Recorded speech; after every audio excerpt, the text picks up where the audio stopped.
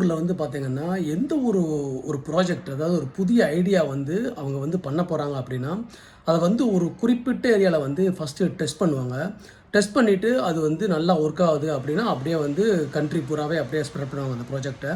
So அந்த மாரி தான் வந்து இப்போ ரீசென்ட்டா ஒரு ஒரு அனௌன்ஸ்மென்ட் என்னன்னா, அட்டானமஸ் டாக்ஸிஸ் எப்படின்னா, உங்களுக்கு வந்து டிரைவர்லெஸ் டாக்ஸிஸ் வந்து ஒரு சில இடங்கள்ல வந்து அத டெஸ்ட் பண்ண போறாங்க அப்படின்னு நான் வந்து நியூஸ்ல படிச்சேன்.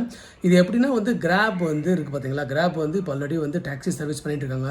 ஸோ அவங்களோட சேர்ந்து இன்னொரு கம்பெனியும் வந்து இணைஞ்சு ஒரு சில இடங்கள்ல வந்து பார்த்தீங்கன்னா, இந்த டிரைவர்லெஸ் கார வந்து டெஸ்ட் பண்ண போறாங்க. ஸோ அது வந்து சக்சஸ் ஆயிருச்சுன்னா, ஸோ சிங்கப்பூர்ல வந்து மோஸ்ட்லி பரவலா வந்து அது வந்து எல்லா இடத்துக்குமே வரும்.